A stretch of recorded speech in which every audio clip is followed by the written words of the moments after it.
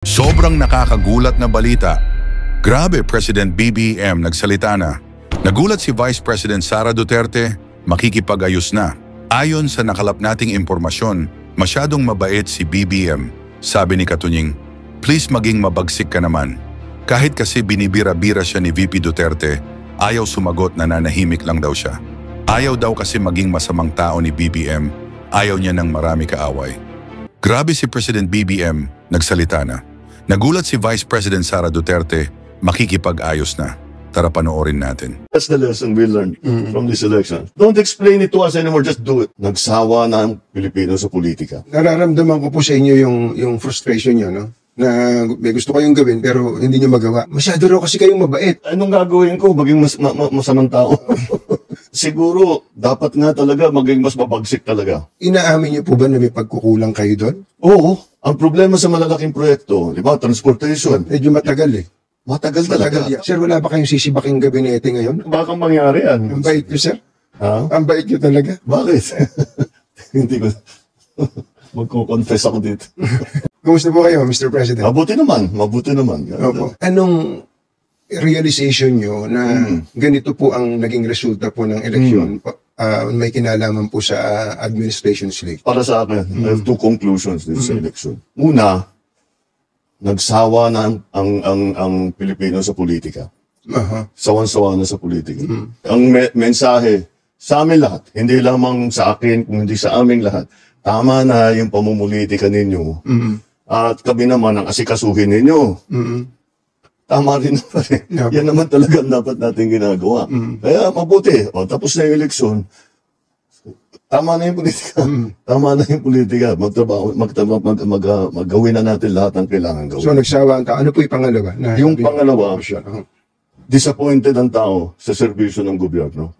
Hindi nila nararamdaman at masyadong mabagal ang galaw ng pagbubuo ng mga project na hindi pa nila maramdaman. Palagi ko ang nangyari dyan. Dahil nung bago akong upo, sabi ko ayokong mangyari na business as usual. Dahil walang mangyayari sa Pilipinas. Hanggang doon na lang tayo. Hindi tayo aalsa. Sabi ko, kailangan natin baguhin ito. Kaya tinignan ko yung malalaking mahihirap na proyekto na long-term ang magiging effect. Yun ang trabahuhin natin. So, tinrabaho namin. Kaya ang lalaki, yung mga project na ginawa namin priority, yung mga tourism, yung mga health, yung mga puro malalaking proyekto. Ang problema sa malalaking proyekto, di ba, transportation. Medyo matagal eh. Matagal talaga. Kahit na super efficient, walang problema, tama, hindi nagka-problema. Matagal talaga yan. Isipin mo, yung subway, huhukayin mo yung para makadaan yung tren. Matagal yun, matatapos yan. Tapos na ako, matagal na akong tapos. Pero sabi ko, kailangan magagawa natin ito. Kasi kung hindi natin gawin, paano na, hanggang dito na lang tayo. Kailangan gumawa tayo ng bago. Ang nasa isip ko, may magandang kasabihan, if not us, who? If not now, when? Kailangan gawin na natin. Ngunit, ito talagang na-realize ko na hindi natin nabigyan ng sapat ng atensyon yung mas maliit na bagay. Yung para maging masagbaginhawa ang pang-araw-araw ng buhay ng tao. Yung pila sa tren, yung traffic, yung mga ganyang klase. Para naman mas maginhawa ang buhay ng tao. Kasi iniisip ko, hindi, pag pinaganda natin yan, gaganda rin. Anong gagawin natin ngayon habang inaantay immediate, na? Hindi, anong gagawin natin ngayon? Yun ang talagang bibigyan natin ng atensyon ngayon. Pero, inaamin niyo po ba na may pagkukulang kayo doon? Oo. Nag-concentrate kami lahat, yung kabinete lahat. Pero sinasabi ko, ito yung mga importante. Kailangan umpisahan natin ito. At kahit wala na tayo dito, nasa lagay na yan, natuloy-tuloy na yan. Kailangan ng talagang tapusin. Yun ang talagang iniisip ko. Ngayon po ba, meron pa rin kayong countdown ng natitirang mga araw niyo sa Malacanang? Araw-araw. Pumapatak yung metro. Yung metro. Anong nararamdaman niyo kapag pagtingin, 1,130 plus days na lang? Ano pong nararamdaman niyo pagka gano'n? Ganon din, mula nung umpisa, kailangan natin madaliin to, Ba't ang bagal? Ba't wala pa? Bakit hindi pa magawa? Opo. Binibiro ko nga yung mga mayayamang kong kaibigan, yung mga malaking taipan. Sabi ko, naiingit ako sa inyo dahil kahit napakalaki ng korporasyon ninyo, nahawak ninyo, pagka inutos ng CEO, ng boss, tapos na. Opo. Pagka ako nag-utos, marami pa akong kukumbinsin.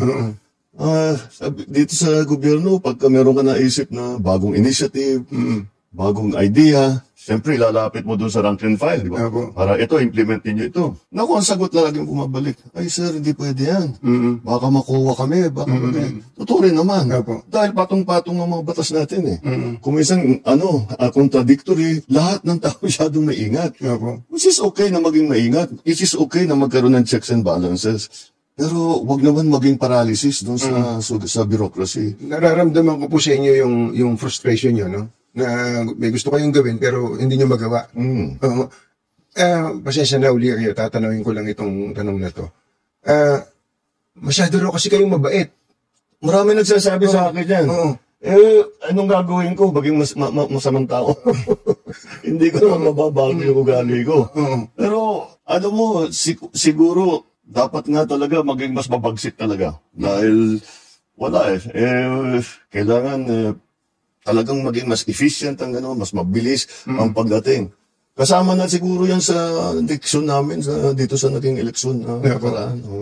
Pasensya na kayo uli, bagamat ang gusto nyo sana wag na munang politika bago lang natin iwanan yung eleksyon. Can you categorically say na ayaw nyo po na impeachment? Yung impeachment, nasa Senado na yan. Pabayaan natin sila, may proseso yan. Pabayaan natin ang proseso. Ako, basta ang nasa isip ko, tapos ng eleksyon, balik sa trabaho.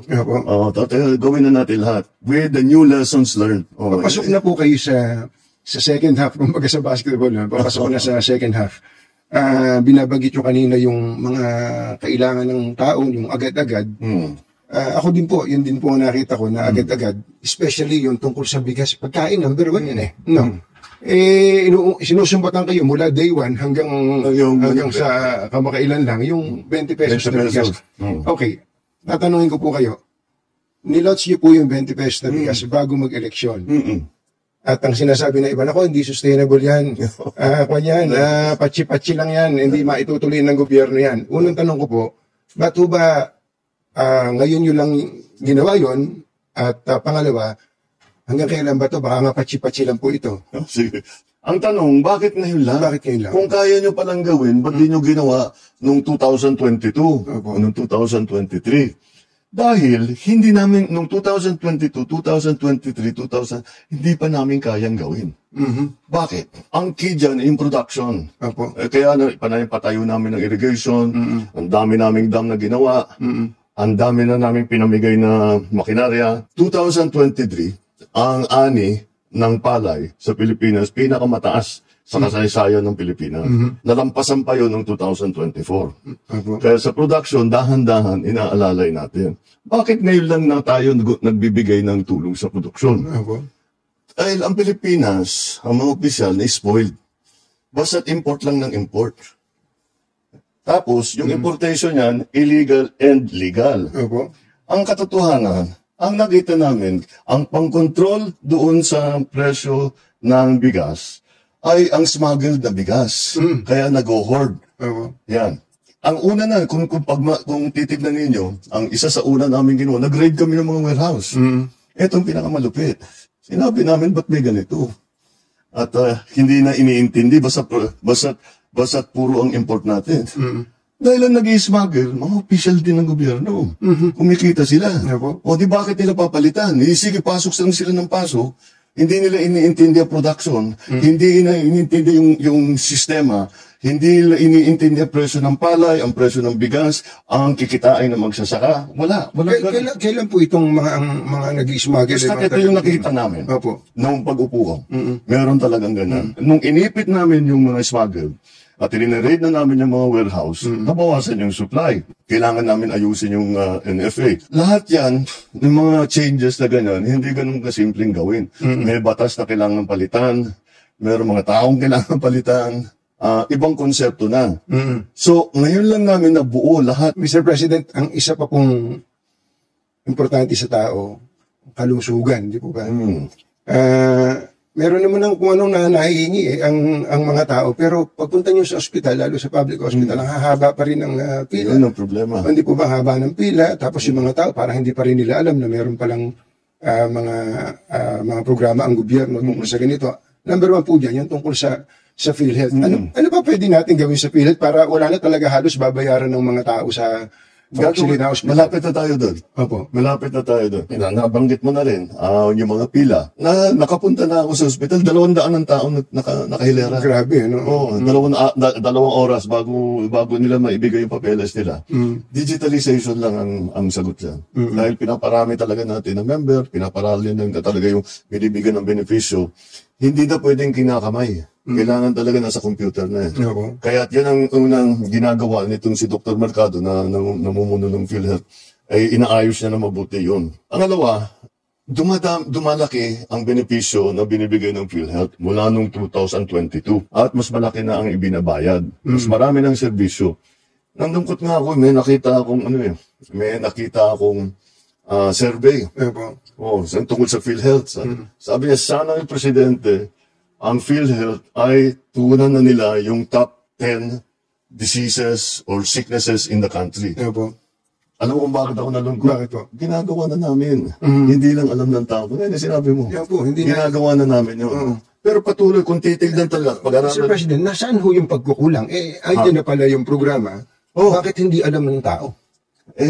Yun ang problema din. Siguro naging problema namin dahil yung tao, kasama na rin yata sa analysis nito sa eleksyon. Hindi alam ng tao yung ginagawa na. Nagugulat sila kung minsan pag sinasabi namin, eto pwede na kayo dito, meron kayong ganito, meron kayong pwedeng benepisyong ganito. Hindi nila alam na pwede sila mag-claim ng ganon. Halimbawa, tinignan namin ng isang araw dialysis. Sabi ko, ba't di natin pwedeng libre? Libre lahat. Kasi may binabayad pa yung nagda-dialysis. Tama po. Paano gagawin yan? So, tinitignan namin yung numero. Kung ano yung pondo ng PhilHealth, para diyan, ano ba ang pwede nating ibigay? Sa cancer, milyon-milyon na ang binibigay nating tulong. Siyempre, yung mga buntis, yung mga common, hindi na natin dadalhin pa sa ospital yun.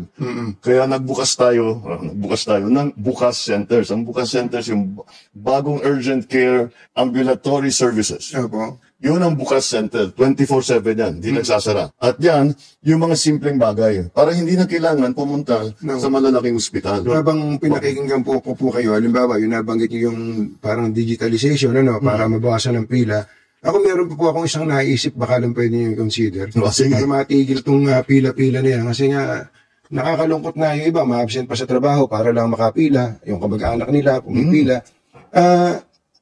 Meron po tayong PhilHealth, meron tayong DOH, nahihingan po ng tulong yan. May DSWD, pagka may sakit, may PCSO. At pagka nakachamba ka pa, merong guarantee letter pa yung congressman, kaya halos wala nang binabayaran talaga. Kaya lang, 5 yung pipilahan mo. Pwede po bang magpatayo na kayo ng isang pipilahan na lang kung hindi man kailangan? Para diretso na po ang tao. Para tutulungan mo din lang yung tao, wag mo na silang pahirapan. Lahat yan, ang problema talaga. Old style ang ginagawa. Yun lang, di kamay. Kaya, yun, meron tayong mga app, mga e-gov app na gano'n. So, ginagawa namin, hanggat maaari, huwag ka nang pupunta sa kahit na anong pisina tungkol sa bahay mo. Now, kasama doon, kailangan may internet. Kaya pinapalawak din namin ang internet coverage. Para yung mga nasa island, yung mga nasa malayo, napakahirap para sa kanila. Tapos pupunta ka sa isang pisina, sasabihin, sige, ayos na ito, stamp. Anong next? Bumalik ka. Kailangan mong puntahan yung isang pisina. Uuwi yun, babalik na naman doon. Isang linggo yun. Hindi mo naman pwedeng iwanan yung bata. Sino mag-aalaga? Sino magluluto ng hapunan ninyo? Diba? Yun ang Kaya yung internet malaking tulong yan. Talaga ang dream ko na lahat ng serbisyo ng gobyerno hanggat maaari, yung payment sa gobyerno, pati payment ng gobyerno sa iyo, yung pag-apply ng kung ano-ano, gagawin natin by computer. Para hindi na mahirapan ng tao, hindi na kailangan bumiyahin ng kalayo-layo.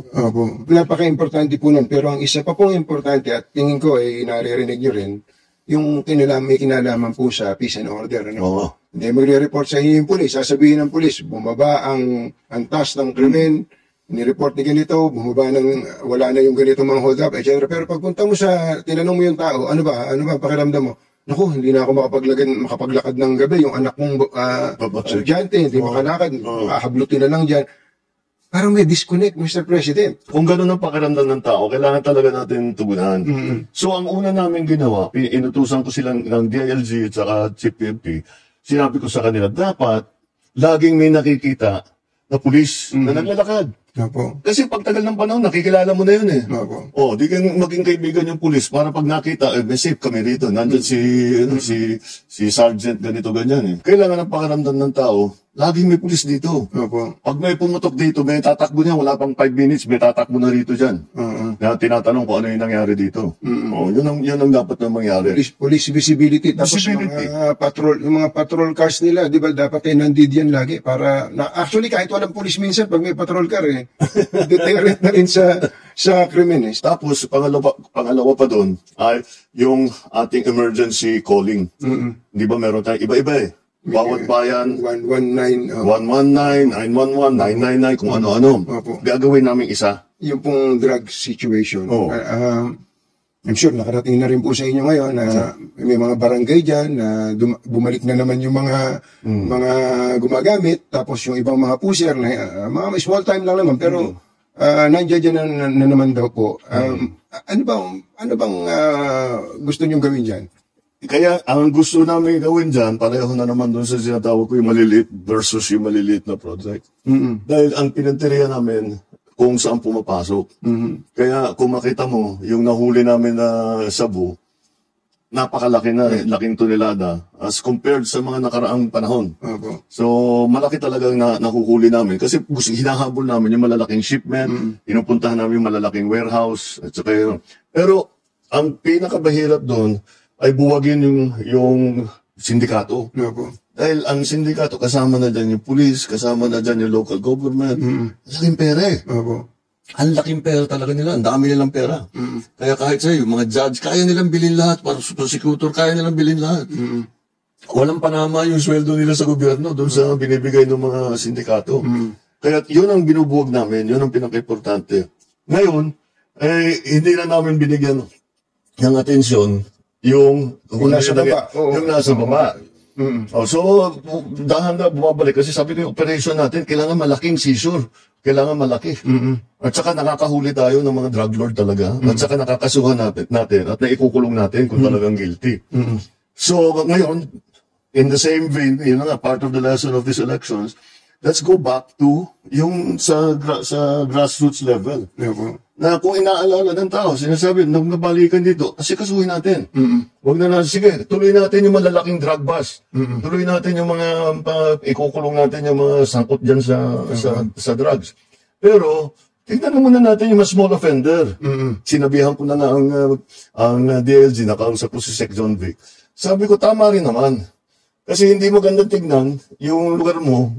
Maraming nagbebentaha, maraming mga high na ano-ano ginagawa. And that's why yung aming bagong is cops on the beat na may tao doon. Kasi kung may tao doon, walang ginawa yan, araw-araw umiikot ng umiikot. Alam niya lahat yan. Alam niya lahat yan. So, asahan po namin in the next coming days, pati mga, kumbaga, ang tawag namin dyan, yung maliit, mga dagandingding Mga dagandingding, uhulihin na rin sila, hindi na sila pababayaan ng polis. Kasi talaga, iniiwasan ko, yung basta may suspetsya, o may hinala, o may sumbong, basta kung huli, papatayin na lang, di ba? Doon kami lumalayo. Doon kami lumayo. Dahil talagang ayaw ko yun. Dahil hindi mo dapat gawin yun. Sabi ko, mag-focus tayo sa malalaking drug bust. Ngayon, mag-focus ulit tayo doon sa small time. Sabay yun. Tinitira malaki. Hindi naman natitigil yung mga operation. Sakit sa ulo. Oo, talaga. Kayo po ba, anong gusto nyo? Kayo ay kinatatakutan o kayo ay nire-respeto? I want to be respected, but maybe fear is better. Considering our current situation. Kaya ako po tinanong yun, kasi I'm sure, naririnig nyo naman yung mga usapin ng mga katiwalian, saan-saan, sa ibang ahensya ng gobyerno, ibang sangay ng gobyerno. Kasi daw po, mabait nga po kayo at hindi daw po natatakot sa inyo itong mga tampalasan, mga loko-loko na to. Ngayon pong papasok tayo sa susunod na second half, ano ba ang aasahan namin sa isang Presidente Marcos in relation to anti-corruption effort? Sa nakaraang 2 taon, 3 years, basta't may report kami na validated, tanggal yan. Hindi na namin ina-announce, pero tanggal yan. Kadalasan. Marami na talagang, pero hindi na namin pinag-usapan kasi gulo na naman eh. Tapos may basta umalis ka na. Kunti kakasuhan ka namin, kukulong kita, umalis ka na lang. Marami na rin. Pero sir, ang laging sinasabi, I am resigning due to health reason. Parang binibigyan niyo pa ng graceful exit eh. Hindi tuloy natatakot yung iba na gumawa eh. Pero ang gagawin natin, performance review. Maganda naman ang takbo, pero performance review. Para ito yung target natin, ba't di natin naabot? O ito, nakuha natin. Ito, overpriced na naman. Ito yung ganito ganyan. All of these things that, performance review. Titignan namin, bakit mabagal ang baba ng serbisyo? Anong gagawin natin para pabilisin? Yun ang importante. Sir, wala ba kayong sisibaking gabinete ngayon? Kasi marami pong, parang the people are lusting for blood eh. Parang ganun po eh. Yun yung pinag-uusapan natin kaninang, baka dapat mag-sample kayo para kayo katakutan din po. Baka mangyari yan. Dito nga, sa ginagawa namin performance review, yun ang warning ko sa kanila. And that's what we will have to look at again. Kung talagang may nagkukulang o korap, kung talagang masyadong mabigat yung kanilang kasalanan, kasuhan na namin. Tignan natin kung ano maging resulta nitong performance. Ang bait nyo, sir. Ang bait nyo talaga. Bakit? Palagay ko naman, kung happy kayo sa iba, meron kayong hindi kayo happy sa iba dyan eh. Yung mga hindi ako happy, tinanggal ko na. Wala na bang tatanggalin? Kung hindi sila nakapag-perform na mabuti, Opo. Ito nga, sasabihin, pakinggan niyo yung tao. Opo. Madami kayong dahilan, marami kayong katwiran kung bakit hindi nangyari, bakit hindi nabuo, bakit nakatagalan, ganyan. Sabi ko, hindi interesado yung tao dyan. Ano ba, kailan ba? Kailan ba gagawin? Kailan namin maramdaman yan? Hindi mo naman masisi yung tao, tama naman sila. Kayong may hawak ng gobyerno, ayusin din nyo. Huwag nyo nang isumbong sa amin, basta't gawin na rin nyo. Actually, that's the lesson we learned from this election. Don't explain it to us anymore, just do it. Tama na yung mga magagandang paliwanag with good statistics at kung ano mga drawing. Basta gawin na lang ninyo. I don't blame people. Hindi mo naman masisi ang tao. Yung pong isang aspeto ngayon na kahit papano ay gumagaan-gaan ang buhay ng tao, yung sa sektor po ng transportasyon. Yung po, diretso yun. Araw-araw, nagko-commute ang mga tao. Ang MRT, LRT, ang dami pong sumasakay dyan. Pero gusto ko lang sabihin sa inyo, kahit papano, bigli na ang pila. Kasi pinupuntahan niya, nakita niya, yung mga hindi na kailangan doon, yung pinagpipilahan, mga security check, mga kung ano-ano, wala nang hindi nakasama sa pagsakay. Nung report nga niya sa akin, kanya, sabi niya, sa lahat, marami na ako nasakyan ng mga tren sa buong mundo. Ngayon lang ako nakakita, may security check, may bomb check, may inspection ng bag, kung ano-ano. Tinanggal niya lahat. O di, nabawasan yung pila. Ganon din yung ginawa namin sa airport. Ngayon, nabawasan na yung pila, mas maganda yung ayos na sa patakbo sa airport. Inaayos na lang namin. Ang kawawa naman sa airport, yung OFW. Yung mga dayuhan, ang bilis ng daan. Walang problema. Kasi OFW, kung ano-ano hinihingi. Kawawa naman yung RF code, may ID, may clearance, kung ano-ano, bago sila makalabas. Dapat, di ba, yun yung blue lane, di ba? Dapat, OFW ka, sige na, stop, sige na. Di ba? Dapat ganun eh. So dahan-dahan mapupuntahan din natin yung ginagawa namin ginagawa kaming pagpalit sa Bureau of Immigration pati, yung tinatawag na e-gate.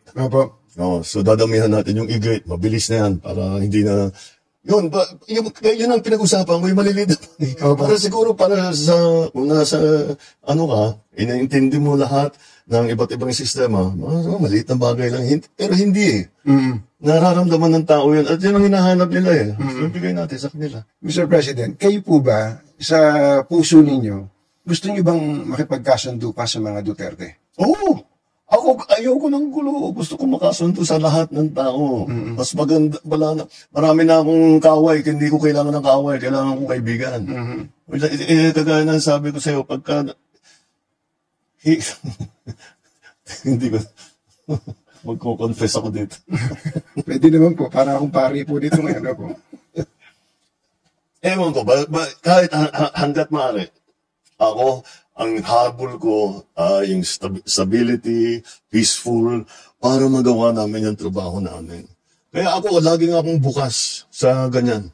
I'm always open to any approach na, alika, magtulungan tayo. Diba? Kahit hindi tayo magkasundo sa polisiya, hindi tayo magkasundo. Gawin na yung trabaho, pero huwag na tayong nangugulo. Huwag na natin, tanggalin natin yung gulo. Grabe, no? Parting shot nyo na lang doon po sa mga kababayan natin na siguro ay somehow nabawasan po ng pagtitiwala sa inyo para mabalik po yung tiwala nyo sa kanila. Ano po yung gusto nyo sabihin sa ating mga kababayan? Well, asahan nila na tayo naman, kahit nasa matataas na posisyon, asahan nila, lagi kaming nakikinig. Lagi kaming nakikinig sa kanilang hinain, sa kanilang nagiging problema. At tinahanapan natin ng long-term solutions. At ngayon, talagang ipamadaliin na namin yung immediate solutions na pwedeng gawin kaagad. At yun ang nararamdaman ng taong bayan. Ngayon, ikaw bilang Pilipino, ano ang masasabi mo at reaksyon sa balitang ito? Mag-iwan ka ng komento sa ibaba at atin pong babasahin isa-isa.